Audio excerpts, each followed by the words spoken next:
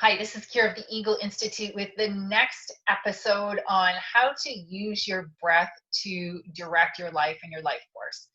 So, breath is in almost every meditation style, but it's actually a practice of its own called pranayama, which means to both direct your life and your breath, your life force, rather, and your breath. So today's tip or observation, which we're going to do, is to look at the number of counts of breath that you take in a certain period of time, because it is an indicator of other things. So the overall breath count, obviously, if it's higher, usually an indicator mental, physical, emotional strain, or all three, or lower, that you are healthier in all of those aspects. So to begin with, this is how you get a gauge of where you're at. So don't try to fake it. Don't try to change your breath in any way. You want to count this how you would normally breathe. So don't make a conscious effort to slow your breath down. Just count it how you would normally breathe. So find a timer, and you can use a stopwatch or maybe set a countdown timer, whatever you like best. And we're going to do this for 3 minutes.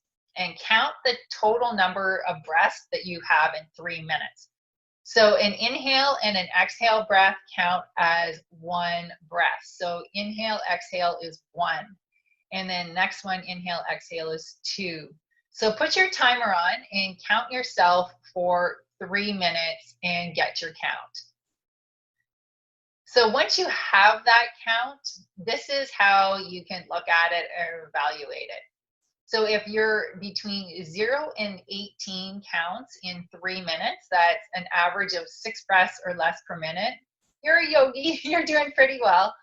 If you're between 19 and 30, that is below average and, overall pretty good, but still room for improvement. If you're between 30 and 45, that is the average range. So 30 is about average.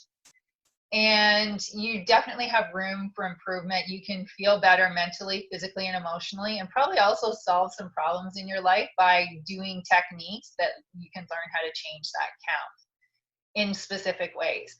If you're between 45 and 60, that's a health concern. So if you're not under healthcare, it's not an emergency, but the next time you're talking to your healthcare practitioner, you might want to mention that if they don't already know about it. And you can definitely get a lot of benefit from learning to reduce that count through doing specific techniques. If you're 60 or higher, that is a health concern. So if you're not getting medical care, that's something you want to do fairly quickly, like almost right away. I won't say go directly to the doctor, but you probably want to get that checked out fairly quickly. Now, some people that are otherwise healthy, before they get sick, their breath and heart rate goes up. And for other people, maybe they've already been sick and it just hasn't been identified yet. And that's often a common way that it's an indicator that the nervous system and the immune system is trying to compensate. Now, if you're in really great shape, you may still have a low count. I've worked with athletes that have very low counts, but the habits within each breath are not healthy. And they still can benefit and have benefited greatly by learning some of these techniques. So leave me your questions below. If you want to learn more about this, pranayama is a whole practice around how to direct your life force through changing your breath. So you can private message me with your questions on that.